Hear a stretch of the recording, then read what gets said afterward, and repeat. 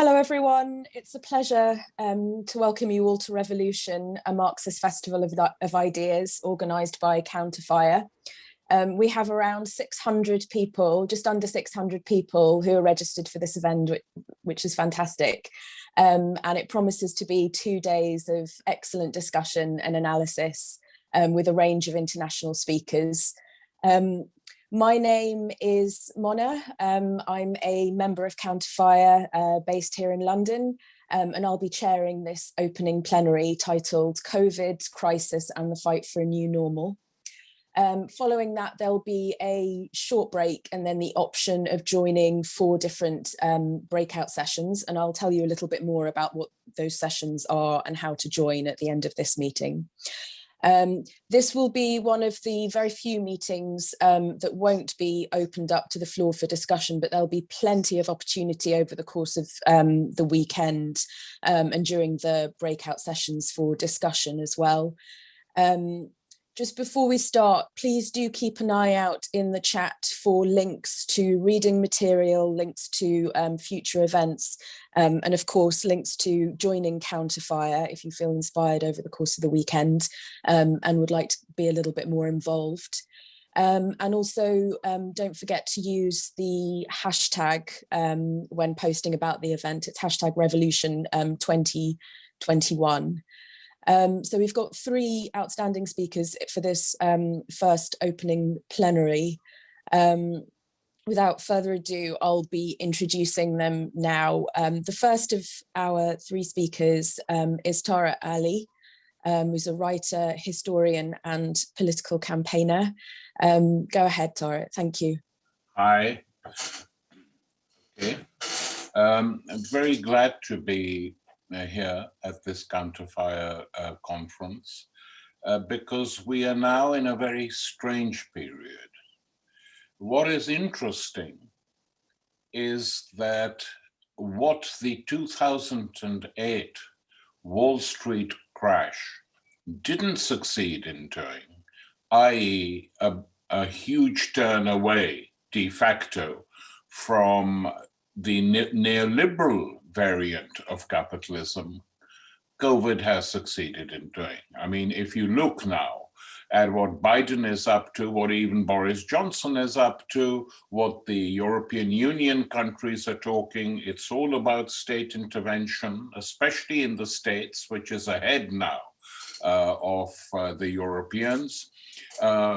Trillions are going to be put to creating jobs for the infrastructure, of course. You know, given the size and scale of the United States, that is still not enough.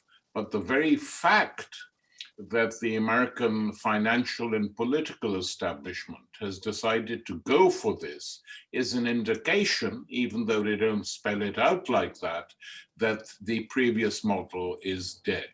Now, this, of course, is a situation where the right is more or less in power all over Europe. Biden is effectively a candidate of the extreme center. But the fact that even they have been compelled to do this is an indication of what Sanders was saying in his campaign, the GSA in the United States, the Corbyn campaign in this country. Many of the things that were being argued by this particular social democratic or left social democratic layer, some of them are now being implemented not by the left, but by the right, with the exception of the United States, where Trump was mercifully, got rid of and defeated. So economically and politically, these are interesting times, despite the fact that the left is globally weak and not in a great state, in this country especially, since the defeat of the Labour Party in the last general election, and then the war waged by the right of the Labour Party to try and destroy the left altogether. I think it's important to understand these things because the link between politics and economics is very strong. But in order to mediate that link, especially for us who are socialists, Marxists, whatever, you need political organizations. There's no way around that. Movements on their own can't do it. That's the first point I want to make. The second point I want to make is that despite the shift that is taking place in economic policies at home, on the global front, there has been no shift. I mean, Trump had agreed to pull the troops out of Afghanistan, and Biden is now carrying that through because that was a decision made by the Pentagon some years ago that this is an unwinnable war. When Stop the War was founded in about 20 years ago now, we at the meeting where we founded it, more or less, Lindsey, John, Rees, and myself, we all spelt out in different ways that they were not going to be able to win the war in Afghanistan, because the war waged by the West did not have popular support amongst the most important layer of the population, that is the Pashtun tribes. So what the United States did when they defeated the Taliban and pushed them away from the centers of power was that they did a deal with the Northern Alliance.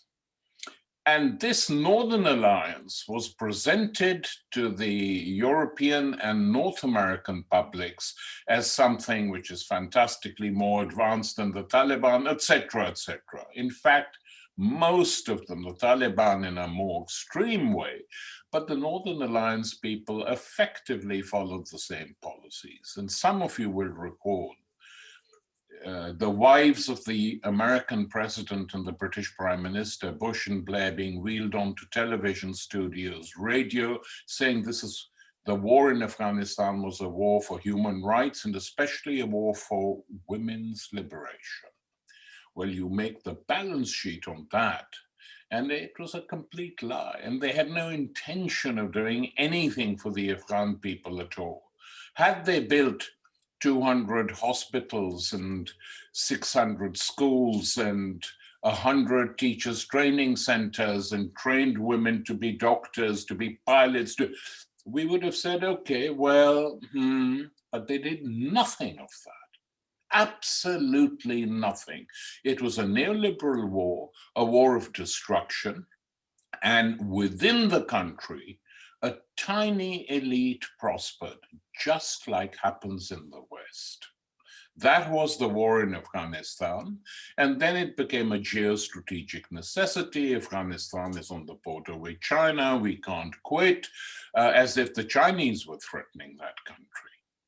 And then we can't quit because of other reasons, etc. I mean, reasons were manufactured to stay in Afghanistan, and now 20 years later, they've decided to do what many of us told them to do even before they went in: don't do it. Don't invade this country, it's been wrecked. Afghanistan has been invaded in recent times more often than any other country by different powers. The former Soviet Union, as I argued at that time, made a huge mistake by going in to defend a government which had very tiny support in the country. It's fatal when you do that. And then that call brought the Americans in. Then the Russians said they were leaving.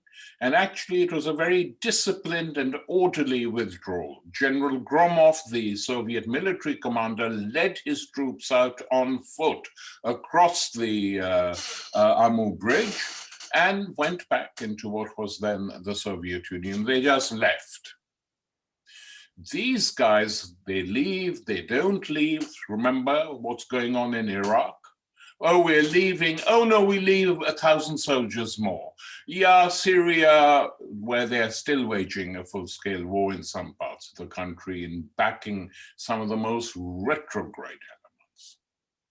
So on the foreign policy front, Biden and his supporters are offensive, are still waging offensive wars, with the exception of Afghanistan.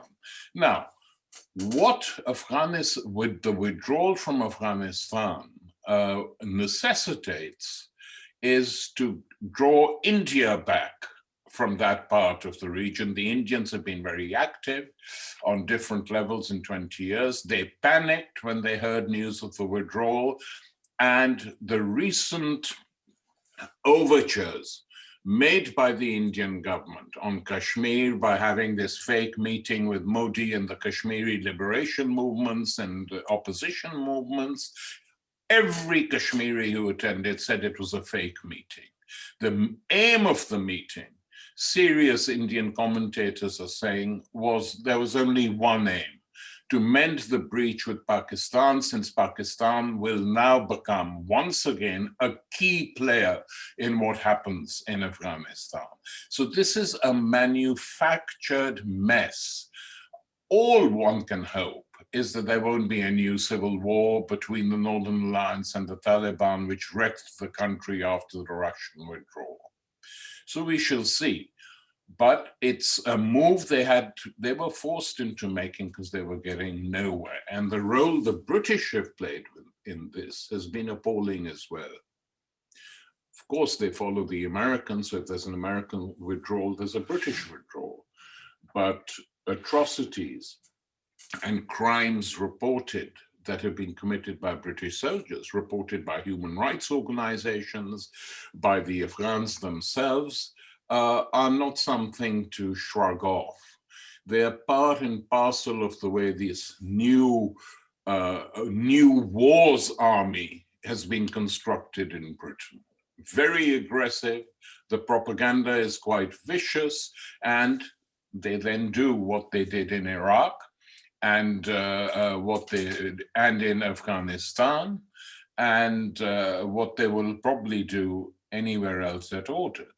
So in the Middle East, let's say the situation in Afghanistan, there is now a military withdrawal, and we will see what happens. In the Middle East, there are still US soldiers in Iraq and Syria, and of course, the key question of the Middle East, Israel-Palestine, shows no signs of solution. And at last, within the Palestinian population, there are now strong opposition currents against the regime, the Palestinian regime, that refuses to allow new elections, that has been collaborating with the Israelis since the Oslo Accords were signed, and which is totally bankrupt politically and totally corrupt financially. And Palestinians know this better than us. And if you look at the last few weeks, what has been happening in some of the cities, it's very interesting. This regime people have lost all confidence in this regime. So the Israeli assaults on Gaza, the attempt by the collaborationist government to try and stop the protests from spreading to other parts of Palestine, they are now paying a price for it. And the change of government in Israel hasn't done much good either. How could it? Every single Israeli government has had exactly a similar position on what to do about Palestine than before. So I don't see any immediate solution there, but I think the fact that they've wrecked the Middle East, we just have to register that.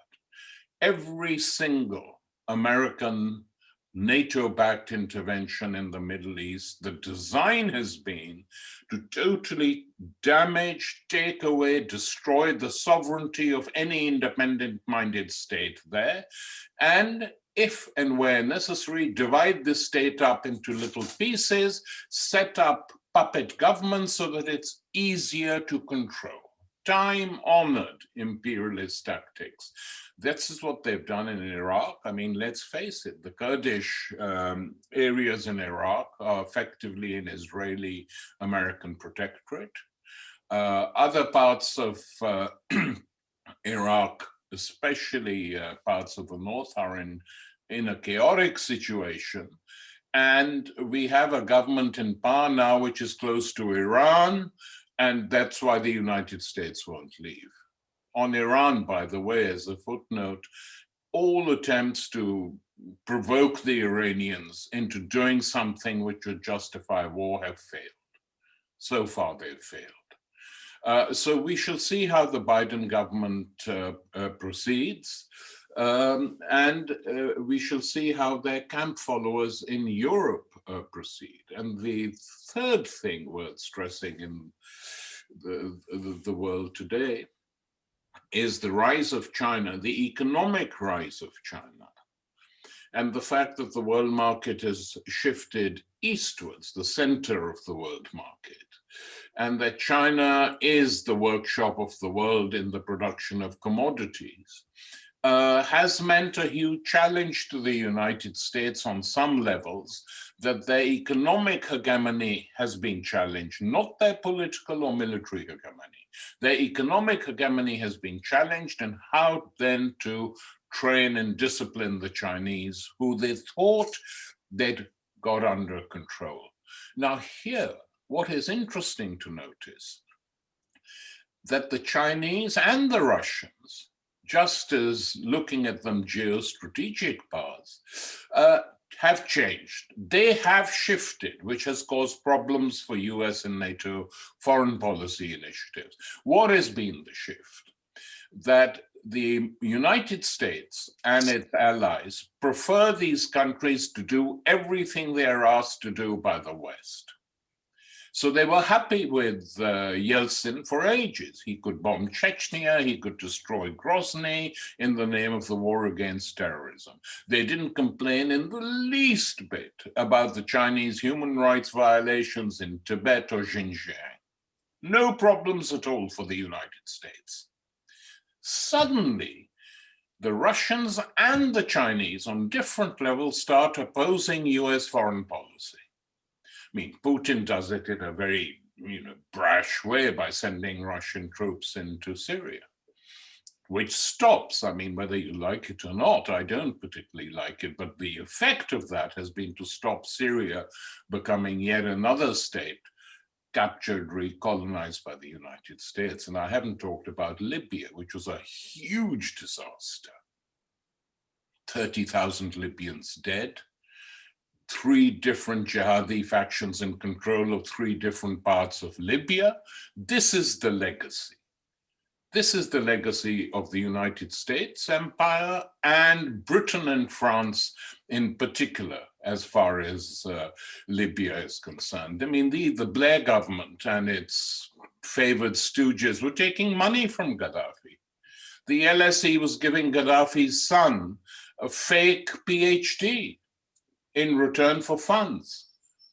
Same with France. Sarkozy's campaign was backed by the Libyans. 1 minute, please, Tariq. Were dealing with the Libyans, and then bonk. They decide it's not on. Let's take Libya while we're about it. And those people on the left in particular, who got caught up in this so-called bullshit human rights interventionist rhetoric, should feel ashamed of themselves. People who actually either stood aside or decided to even half-heartedly back the intervention in Libya. So it's a complete mess. But just returning to the Far East, what is the British Navy doing in around China or in the Ukraine? Why are they doing that? What possible threat is there to Britain from China or Russia? No. I mean, one reason there isn't a threat is they don't take Britain seriously as an independent state. They know it's a US satrapy, which is why all this nonsense that is talked about asking politicians, would you press the nuclear trigger? There is no nuclear trigger to be pressed in Britain. The nuclear trigger pressing takes place in the Pentagon, and Britain can do nothing without the permission of the Pentagon within the military sphere. That's how closely linked or how close these countries are. And to pretend otherwise is foolish. So basically, when people sometimes say to me, what is Britain doing? I think Britain is backing up the United States. like it's been doing since 9/11 in a completely shameless way. All right, I will have to ask you to sum up if that's all right. Yeah. Thank you. So in this situation, what is the left to do? What are we to do? We do what we've been doing for a long, long time. We oppose all this. And sometimes, you know, it's necessary to oppose all this, even when there is no solution in sight. It's not our responsibility to go and find a solution in countries which have been wrecked for decades by American military power, firepower, political power, economic sanctions. What can we do? We can just oppose it, back the handful of people who are trying to produce something different, but carry on fighting. There is no other alternative. And here I'll conclude by saying that I mean, the one thing we've done in this country is created an anti-war movement, which goes up and it goes down, but it's there. That doesn't exist in any other country in Europe or the United States. And the model of Stop the War, which we created collectively in this country, those of us who are hostile to imperialism and its wars, is a model which I always say to friends in the United States and comrades, you should copy. The US should have a permanent Stop the War coalition, because their country is going to war and wrecking the economies and the social infrastructure of countries on virtually every continent. Thanks. Thank you very much, Tariq. As educational as ever. Thank you. I'm really excited to introduce our next speaker, who is Danièle Obono, joining us from Paris. Danièle is a member of parliament in France, in the left party, La France Insoumise. Thank you, Danièle. Go ahead. Please unmute. Can't hear you. Do you want to, would you be able to unmute, please, Danièle? She can't. Now. Yes, fantastic.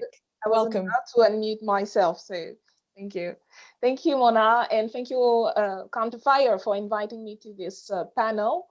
I'm very pleased to discuss with you about the situation globally and also on the regional and national level, because I think we are really living interesting time, troubled and troubling times, but also I do really believe that we are living a turning point, especially because of what the COVID crisis meant and is meaning for our countries, and also because we've been experiencing on a global scale the urgency of the climate crisis. And I think it really is shaping the way millions of people are thinking about what should be done and what the government should do in order to face this issue.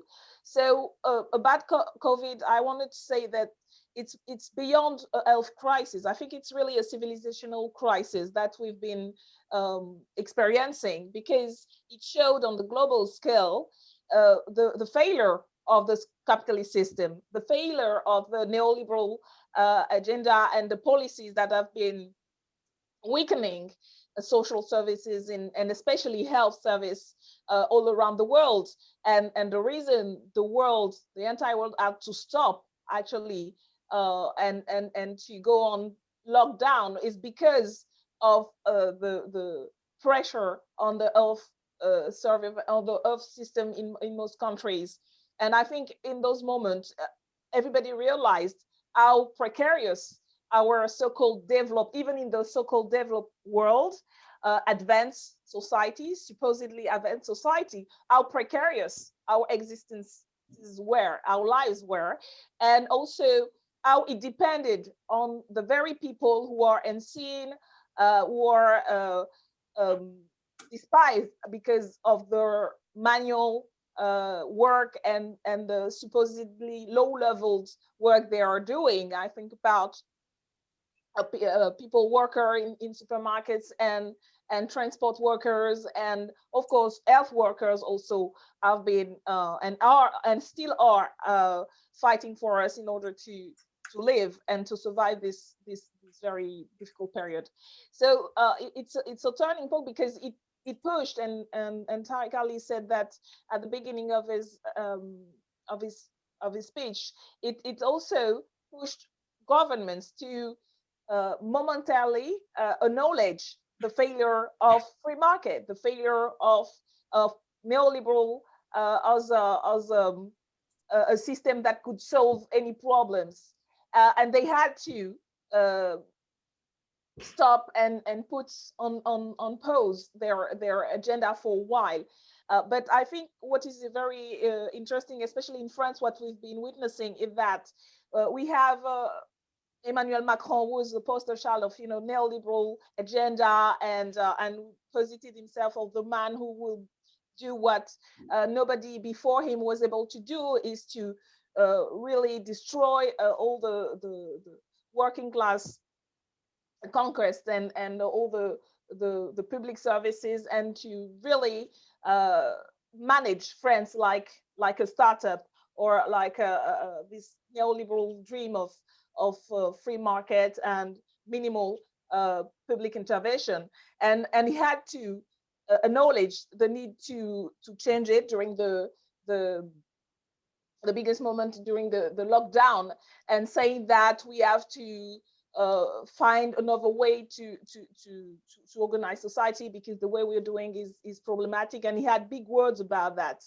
And soon after the lockdown ended, you realize that those people actually, even if they are pushed to the, by the crisis and by the level of disorganization that happened, I think, everywhere. And you saw how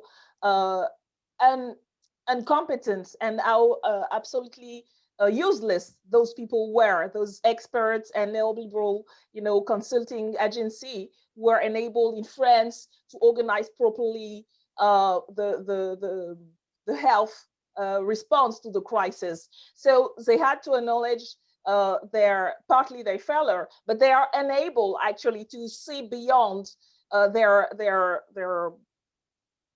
neoliberal framework and thinking process, because what we are witnessing now is the government and Emmanuel Macron trying to push for instance, the reform, the pension reform that was altered by the COVID crisis, and they've been trying to say, oh, now we need to go back. Now the situation is a little bit better. We need to go back to actually talking about how are we going to pay the debt, and we need to implement some kind of pension reform, and aligning to and agreeing to what the European Commission is doing, which is really odd, because at the same time, as you said, you have someone like Joe Biden, who is also realizing that there needs to be something different to be done. And I think, of course, it's the influence of the left movement around Bernie Sanders that pushed him to acknowledge that. But here in France and on the level of the European Union, you see that how for instance, the recovery plan that is supposed to help the economic system to go back to optimal competitiveness and economic growth, productivist economic growth, which is anti-environment and totally problematic when it comes to the need to actually change the entire economic system in order to face climate change. But the recovery plan is planned to go back to normal. It's planned to go back to previous 2 years ago, and try to find a way to get back to business as usual. And I think it shows how much unable the leaders right now in France, especially, but also in Europe, are to think about a way to face climate change, to face health hazards, because we know what we've been living under COVID will happen again. We know now that it's because it's systemic. It's also because it's the product of the economic system, of deforestation. So it's not coming out of nowhere. We know why this pandemic is happening, and it will happen again. But we have a ruling class who is unable to think about it and to think about changing the system for itself to survive, because that's also what's at stake right now. It's as I say, it's a civilizational crisis, and it's how our society are organized that should be changed if we want our society as we know it to survive. So I think this is something that millions of people witnessed.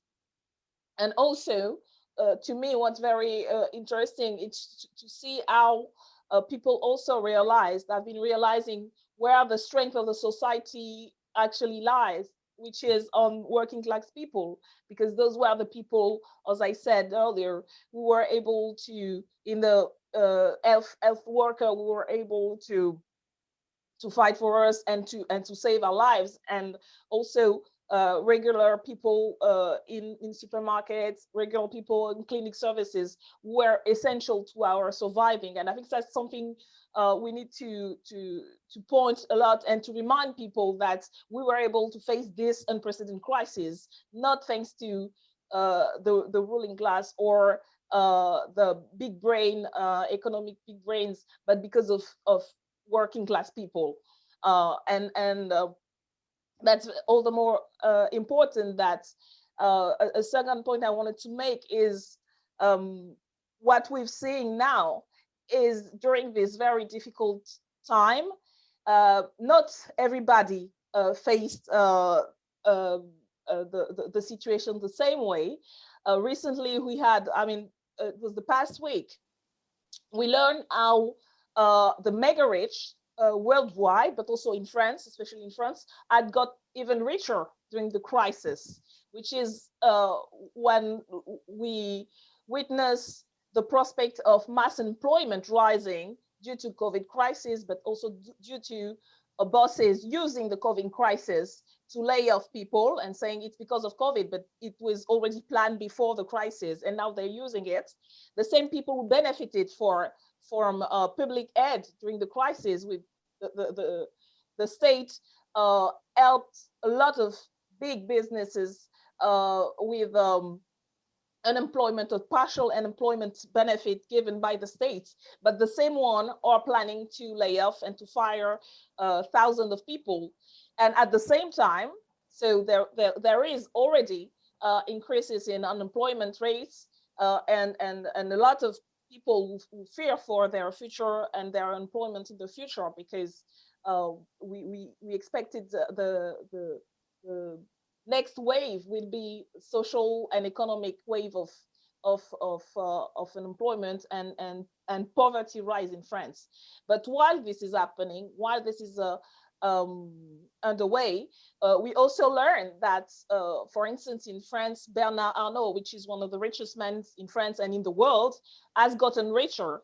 And I think this also shows the absolute indecency of this system, where you have actually big corporations who benefited from the crisis and from public help during this crisis, but rather than to actually maintain works, maintain employment, they would rather distribute to shareholders part of the public aid in dividends. And that's a very upsetting and shocking situation.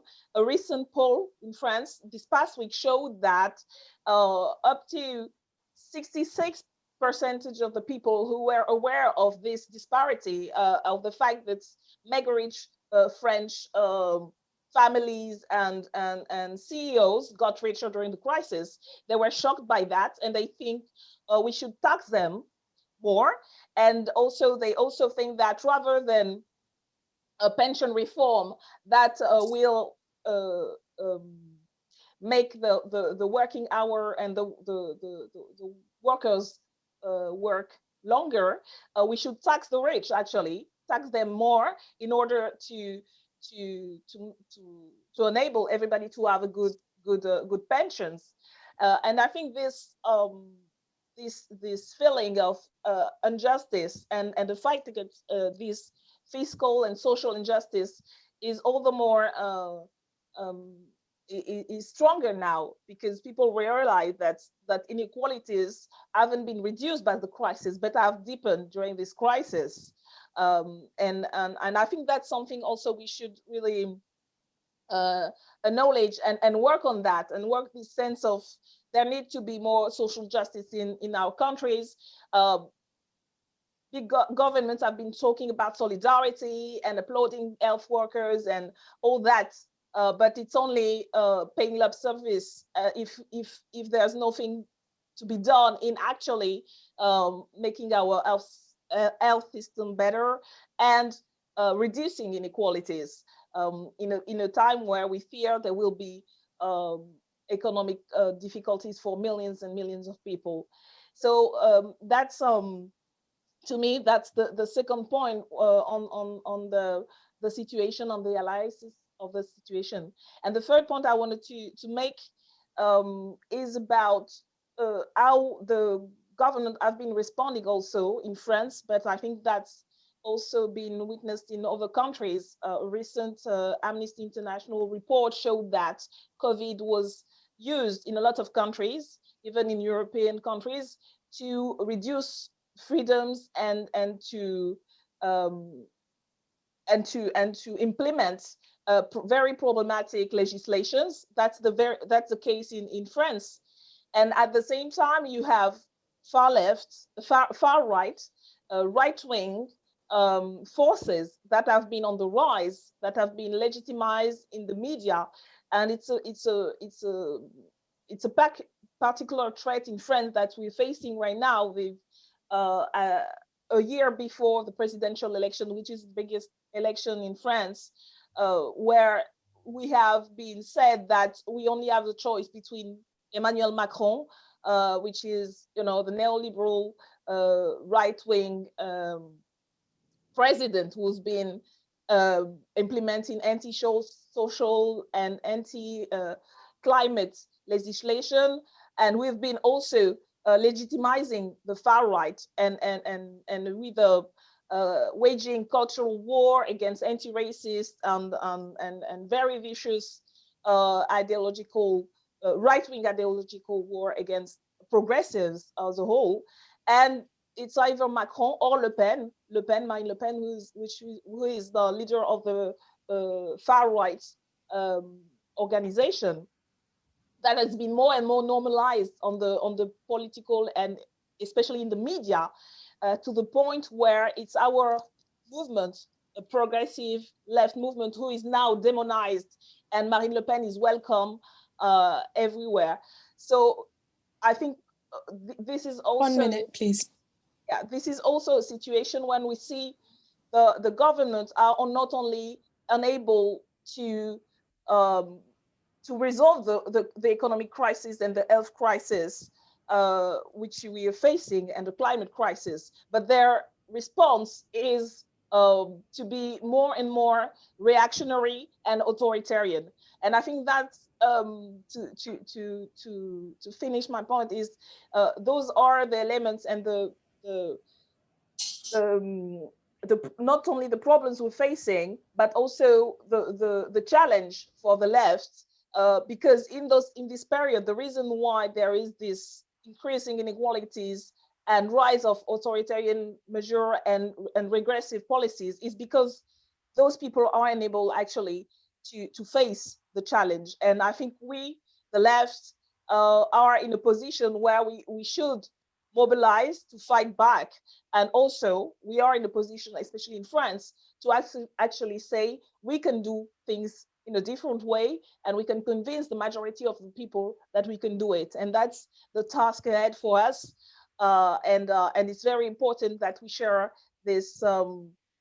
We have this discussion and we share our experience and we strengthen internationally our relationship in order to be able to fight back and to win everywhere where we're doing this and where we're fighting. So thank you very much. Thank you very much, Danièle, joining us from Paris. Thank you. I'm going to move on to our final speaker now. As I mentioned earlier, we've unfortunately had apologies from Loki, who needed to attend to an urgent family matter. So our next speaker is going to be Lindsey German, writer, campaigner, and a founder member of Counterfire and convener of Stop the War. Thanks very much, Lindsey. Go ahead. Thanks, Mona, and thanks very much to Tariq and Danièle for the very important points they've made. And just to say that I think so many of these, I hope, will be discussed further over the weekend. So in the time that I have, I just want to make a number of points to do with the nature of the crisis that now faces us. And I think although the talk so much of the government is that this is all going to be over in a few weeks, that's very, very far from being the case. We're nowhere near at the end of this particular crisis. In fact, it was announced only this week that 4 million people worldwide has died as a result of COVID-19. The way in which the Delta variant is growing in this country means that we're looking at very soon something like 100 deaths a day, which the government seems to regard as something not to worry about too much. And we're talking as well about the very long-term effects of the illness, which again, there's very little recognition of, which is why in the Lancet in the last few days there's been 120 medical experts who've said that the government shouldn't be relaxing all the restrictions that they're doing, particularly the saying that people don't have to wear masks on public transport and indoors seems to me completely crazy. But I think that the crucial question when we look at COVID-19 is it's a medical crisis, but it's also an economic and a political crisis, and we have to see it in those kind of terms. We know that in this country, and Danièle has referred to it,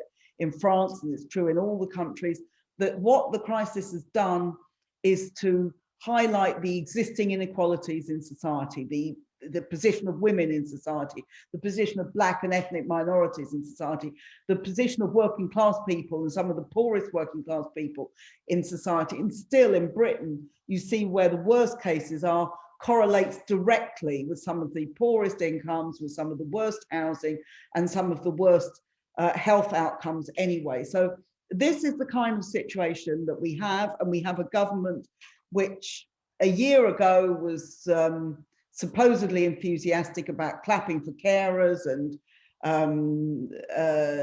praising our heroes. Now in July 2021, what do we see? We see, well, the Queen has awarded the George Cross to the National Health Service, which is very nice of her, but I suspect that most people would rather have a pay rise than a medal, which doesn't really cost very much. We've also seen the government in the last few weeks alone saying that it will not maintain the upgrade on universal credit of £20 a week, which will mean real destitution for many families. We've seen a big attack on the pensions, the triple lock in the pensions, which is the first time that the Tories have dared to do this. We've seen them holding the nurses' pay to 1%. They're ending the furlough. And at the same time as this, we get the flag waving and the culture wars from Boris Johnson. You know, the whole of Downing Street is now decked out in England flags. And this is meant to be to substitute for any kind of serious solution to the crisis. So what we're seeing is, although Tariq is absolutely right, there's far more government money going into projects and going into things like the vaccination project and all those sorts of things. They are also doing it not in a way of using public spending to benefit the poorest, but it benefits their own friends, their own profits, their own view of society. At the same time, they're still expecting us to pay in every single way that we can. So that for me is, when we're looking at Britain today, I think is one of the big problems that we have. The second problem that we have, of course, is that in terms of parliamentary politics, we have absolutely no opposition. Keir Starmer's Labour is a disaster as far as I can see from practically every point of view. It doesn't even succeed in its own terms of winning over voters, as we've seen both in Batley and Spen, and as we saw in the Chesham and Amersham by-election. It's not even doing that, but it's also, its policies are as reactionary as, you know, we have the Buy Britain campaign, Buy British campaign, the idea that that all will be well if people simply buy in Britain, which ignores the decimation to manufacturing industry that's been going on now for the past 50 years in Britain.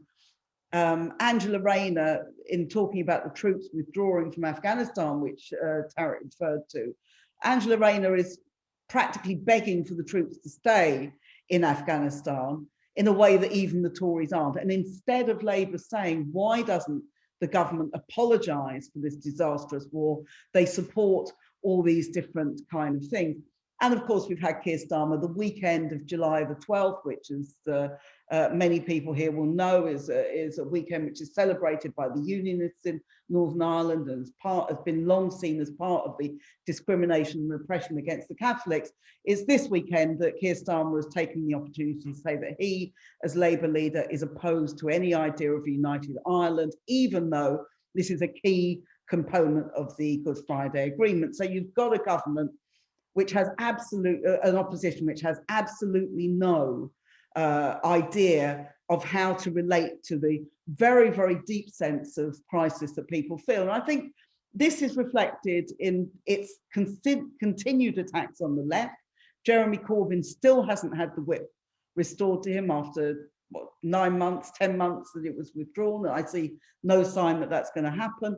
And indeed, the Batley and Spen by-election marked a new low for Labour, in the sense that it blamed the Muslim community and accused it of homophobia and anti-Semitism, rather than looking at its own faults in losing votes over that period. And we're going to see this continuing attack on the Muslim community. Again this week, Trevor Phillips, who's made clearly Islamophobic comments and was suspended from Labour for doing so, has now been readmitted into the Labour Party. So this is the kind of situation we've got with Labour. And I think what's absolutely clear, the second point I wanted to make, is that we are not going to get any change from Labour. And the Corbyn experiment, important though it was, and how much it galvanised people, the Corbyn experiment has failed, not because of the failings of individuals within that project, although no doubt there were many failings, as there are in any attempt to build a left project, but it's failed because of the nature of Labour, and it's failed because of the nature of Labour's commitment to British capitalism and to the British state. So I think when we look for change, we're going to need to look elsewhere. And the opposition comes from us. It comes from the people who organise on the ground. It comes from people who are campaigning. We've seen it over Palestine. We've seen it over Black Lives Matter. We've seen it over the many, many strikes which are going on against fire and rehire, against outsourcing, against all these kind of things. You're seeing the beginnings, the seeds of a movement of working class people in all of their diversity, for change and for wanting a more equal society. And in fact, the pandemic itself shows, and again, Daniel's made this point about France.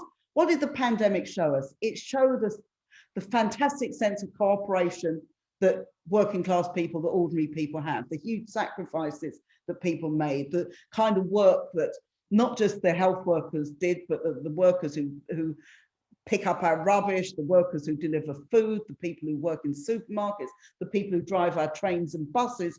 These were the people who showed the utmost dedication, the utmost sense of collective organisation, and of the sense of working for the wider community. And that kind of mood, I think, was very much shown up by the pandemic. And the clap for carers, which was a huge, you know, how much the government tried to co-opt that movement, was a huge outpouring of support for exactly those sorts of sentiments and those sorts of ideas. But of course, what it comes up against all the time, and we've seen this time and time again, it comes up against the whole priority of profit. And it brings, you know, the whole nature of society, whether you're talking in Britain or throughout the world, the conflict between what needs to be done, whether it's over climate, whether it's over poverty, whatever the issue is, whether it's over disease, the conflict between that and the pursuit of profit is absolutely fundamental to our society. And until we break the needs of humanity from the desire and the drive to profit, which dominates capitalism, we are never going to build an equal society. And therefore, it seems we have to take these ideas on board. And so my third point is there are central questions facing us, and I hope over the weekend we're going to discuss some of these central questions. To me, two central questions stand out. One is the power of the working class, the ability of ordinary people, of working people, to run society, and the ability to run society in a much, much better way than it is, whatever our faults, in a much, much better way than it is being done now. So that is a very important issue. The second one is the question of organisation, and we have to, you know, we talk about the need for an alternative electorally to Labour, and that's an important question, but it's also an important question to group together people who see what is wrong with society and how we need to change it, and it can't be transformed in a piecemeal way. It has to be transformed by system change, by a revolutionary overthrow. And that brings me to the very, very final point, which is, you know, people always say, and we're a very, very long way from revolution in this country, people always say, well, revolution is an impossible dream. But then you think, well, what's the alternative to revolution? In a number of countries, people have tried the piecemeal reforms, they've tried electing left leaders, they've tried doing all those sort of things, and they come up against the power of capital all the time. And therefore that power needs to be broken, and it needs to be broken where we have the strength to break it, which is in our ability to work and to produce the wealth in society. And just to say, if we don't move towards doing that, if we don't move towards this sort of thing, Rosa Luxemburg said 100 years ago, more than 100 years ago, the choices facing humanity are socialism or barbarism. We're seeing what barbarism looks like in all sorts of ways, with wars, with the destruction of the climate, with the way in which migrants are treated, with the rise of the far right, with all of these different sorts of things. We have to really redouble our fight to fight for a socialist and equal society. And that's, hopefully this weekend is going to be a contribution to doing that.